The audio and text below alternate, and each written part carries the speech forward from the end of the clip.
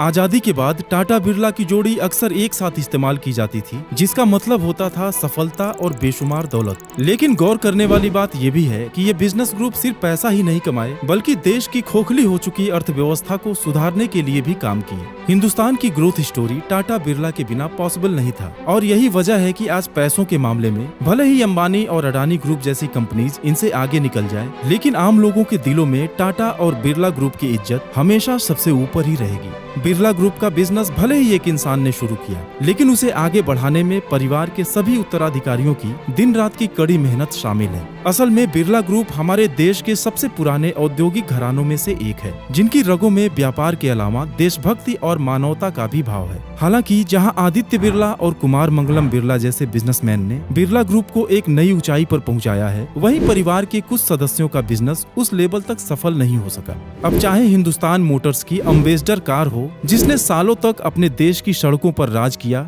या फिर आजादी के पहले यूको बैंक की शुरुआत, देश भर में फैले बिरला टेम्पल्स हों, या फिर डेली पढ़े जाने वाले एचटी मीडिया ग्रुप के फेवरेट न्यूज़पेपर्स, सब बिरला फैमिली की ही देन है। लेकिन आपको जानकर हैरानी होगी कि ये सब आदित्य बिरला ग्रुप ने नहीं, बल्कि बिरला परिवार के और सदस्यों ने शुरू किया था, जिसे समझने के लिए हमें बिरला ग्रुप के शुरुआत से लेकर अभी तक की जर्नी को जानना जरूरी है। कहानी की शुरुआत होती है सन 1857 में राजस्थान के पिलानी गांव से, जहां शिव नारायण बिरला अपने कॉटन के व्यापार को बढ़ाने के लिए पिलानी से बाहर निकलकर काम करना शुरू किए। गुजरात का अहमदाबाद व्यापार का मुख्य केंद्र था, जहां कपास को इकट्ठा कर उसकी सफाई की जाती थी और ट्रेन से मुंबई भेजने के बाद अंग्रेज उसे अलग अलग देशों में निर्यात करते थे। असल में शिव नारायण बिरला भी इसी कॉटन ट्रेडिंग के व्यापार में लग गए, लेकिन अपना कोई संतान नहीं होने की वजह से वह अपने व्यापार का विस्तार नहीं कर पा रहे थे।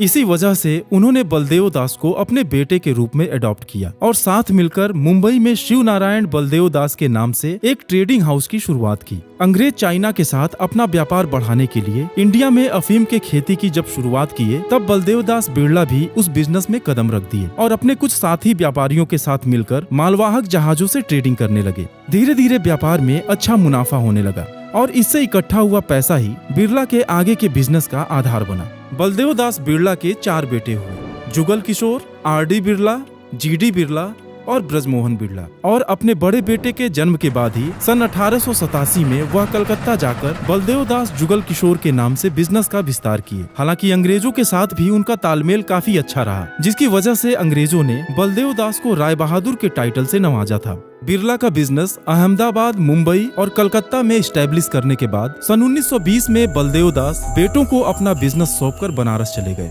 और अपना ध्यान धार्मिक और सामाजिक कार्यों में फोकस करने लगे। उन्होंने कई धर्मशालाओं और मंदिरों का भी निर्माण कराया, जिसमें दिल्ली का लक्ष्मी नारायण मंदिर भी शामिल है, जो आज बिरला टेम्पल के नाम से जाना जाता है। और इस मंदिर का उद्घाटन सन 1939 में स्वयं महात्मा गांधी ने किया था। आइए अब जानते हैं बिरला परिवार के नेक्स्ट जनरेशन के बारे में। बलदेव दास के सबसे बड़े बेटे जुगल किशोर का कोई बेटा नहीं हुआ, जबकि दूसरे बेटे आर.डी. बिरला यानी कि रामेश्वर दास बिरला के 2 बेटे गजानन बिरला और माधव प्रसाद बिरला थे। दरअसल माधव प्रसाद का भी कोई बेटा नहीं था और दुर्भाग्य से सन 1990 में अपने भाई गजानन बिरला के बेटे अशोक बिरला, उनकी पत्नी और बेटी सुजाता के साथ एक प्लेन दुर्घटना में उनकी मौत हो गई और गजानन बिरला के बिजनेस की सारी जिम्मेदारी उनके पौत्र यशोवर्धन बिरला पर आ गई, जिसे वह आज द यश बिरला ग्रुप के नाम से चला रहे हैं। हालांकि उनकी कंपनीज आज कई फाइनेंशियल और लीगल मुश्किलों का सामना कर रही हैं और यहाँ तक कि सन 2019 में यूको बैंक ने तो उन्हें कर्ज न चुकाने की वजह से विलफुल डिफॉल्टर भी घोषित कर दिया है। जबकि माधव प्रसाद बिरला की प्लेन क्रैश के बाद उनकी wife Priyambada Birla MP Birla group की चेयरपर्सन बनी और अपने फ्लैगशिप कंपनी बिरला कारपोरेशन के फाइनेंशियल एडवाइजर राजेंद्र सिंह लोधा को सन 2001 में कंपनी का को चेयरमैन बना दिया। सन 2004 में प्रियंबदा बिरला की मौत के बाद पता चला कि उन्होंने बिरला कारपोरेशन की 5000 करोड़ की संपत्ति को अपनी मौत के बाद राजेंद्र सिंह लोधा के नाम कर दिया था, जिसके खिलाफ आज भी बिरला और लोधा परिवार के बीच कानूनी लड़ाई चल रही है। अब सही मायने में अगर देखा जाए तो अगले 2 भाइयों ने ही बिरला ग्रुप की विरासत को आगे बढ़ाया। पहले हम बात करेंगे सबसे छोटे भाई ब्रजमोहन बिरला की,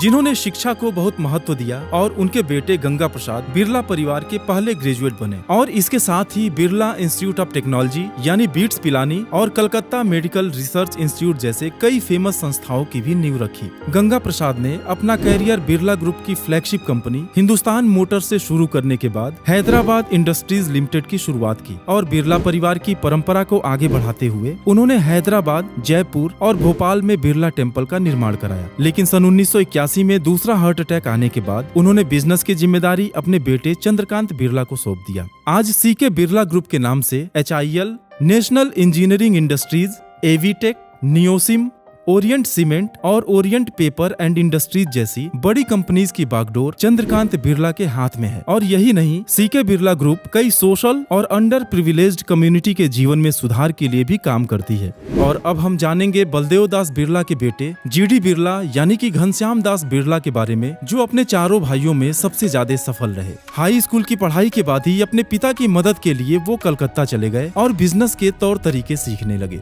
सन 1912 में अपने ससुर M सोमानी की मदद से उन्होंने बिरला ब्रदर्स के नाम से अपना खुद का बिजनेस स्टार्ट किया और कुछ ही समय में दिल्ली और ग्वालियर में एक पुरानी कपड़ा मिल खरीद लिए। उसके बाद सन 1918 में बिरला जूट मिल स्टार्ट करने के साथ ही 1921 में ग्वालियर में एक नए कपड़ा मिल की भी नींव रखी और अगले साल ही उन्होंने केशव राम कॉटन मिल को भी खरीद लिया। इस तरह कारोबारी जगत में आने के सिर्फ 15 सालों के अंदर ही उनका नाम भारतीय उद्योग जगत के शीर्ष व्यक्तियों में शुमार हो गया। सन 1926 में ब्रिटिश शासन में वह सांसद चुने गए और फिर 1928 में वो पूंजीपति संगठन फिकी के अध्यक्ष बने, जिसकी स्थापना 1927 में गांधी जी की सलाह पर GD बिरला और पुरुषोत्तम ठक्कर ने की थी।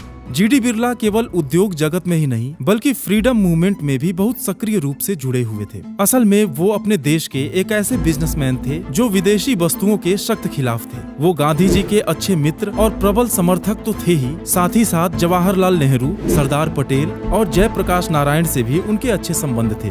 फ्रीडम मूवमेंट में आर्थिक मदद के साथ ही वह बाकी व्यापारियों को भी आंदोलन से जोड़ने में मदद करते थे। और जब फंड मैनेजमेंट के लिए अपने देश के एक लोकल बैंक की जरूरत महसूस हुई तो क्विट इंडिया मूवमेंट को सपोर्ट करने के लिए 1943 में यूनाइटेड कॉमर्शियल बैंक लिमिटेड की स्थापना किए, जिसे आज हम यूको बैंक के नाम से जानते हैं। आजादी के बाद हिंडाल्को और ग्रासिम इंडस्ट्रीज की शुरुआत कर GD बिरला ने लोगों को रोजगार देने के साथ ही देश की अर्थव्यवस्था को भी मजबूत किया। आज दिल्ली में जो स्थान गांधी स्मृति के नाम से जाना जाता है वो कभी बिरला हाउस कहलाता था। गांधी जी दिल्ली जाने पर हमेशा बिरला हाउस में ही रुकते थे और अपनी जिंदगी के आखिरी 4 महीने बिरला हाउस में ही गुजारे थे। GD बिरला की 2 बीवियों से कुल 3 बेटे और 3 बेटियां थीं और इन 3 बेटों में सबसे बड़े लक्ष्मी निवास बिरला थे, जिनके पौत्र सिद्धार्थ बिरला फिकी के प्रेसिडेंट रह चुके हैं। जबकि दूसरे बेटे कृष्ण कुमार बिरला की 3 बेटियां हैं, जिसमें सबसे छोटी बेटी शोभना भारतीया HT मीडिया ग्रुप की चेयरपर्सन और एडिटोरियल डायरेक्टर है। तीसरे बेटे बसंत बिरला 15 साल की उम्र में ही कई कंपनीज के साथ एसोसिएट हुए और उनकी शादी गांधी जी और जमनालाल बजाज के जानने वाले एक्टिविस्ट और राइटर ब्रिजलाल बियानी की बेटी सरला के साथ हुई। बसंत बिरला का एक बेटा और 2 बेटियां थीं, जिसमें बेटे आदित्य विक्रम बिरला ने ही बिरला ग्रुप के बिजनेस को ग्लोबल लेवल पर ले जाने का काम किया, जिसकी वजह से उन्हें इंडियाज फर्स्ट ग्लोबल इंडस्ट्रियलिस्ट का खिताब मिला। आदित्य विक्रम बिरला ने ही आदित्य बिरला ग्रुप की शुरुआत की, लेकिन 52 साल की उम्र में ही कैंसर से उनकी मौत हो जाने से उनके बेटे कुमार मंगलम बिरला को 28 साल की उम्र में ही बिजनेस को संभालना पड़ा। कुमार मंगलम बिरला चार्टर्ड अकाउंटेंट हैं, जिन्होंने लंदन बिजनेस स्कूल से MBA की डिग्री भी हासिल की है। आज आदित्य बिरला ग्रुप दुनिया की 36 देशों में फैली हुई है और उनके कुल रेवेन्यू का 50% हिस्सा इंडिया के बाहर से ही आता है। Grasim, Hindalco, UltraTech Cement, Aditya Birla capital, Vodafone Idea और Aditya Birla fashion and retail उनकी फ्लैगशिप कंपनीज में शुमार हैं, जिनके बारे में हम अगले वीडियो में डिटेल में जानेंगे। आज जब हम बिरला की बात करते हैं तो ज्यादातर लोग आदित्य बिरला ग्रुप ही समझते हैं, लेकिन इस वीडियो को देखकर आपको समझ आ गया होगा कि बिरला की विरासत कितनी बड़ी है। तो दोस्तों, आज की हमारी इस वीडियो में बस इतना ही। आपके बहुमूल्य समय के लिए धन्यवाद।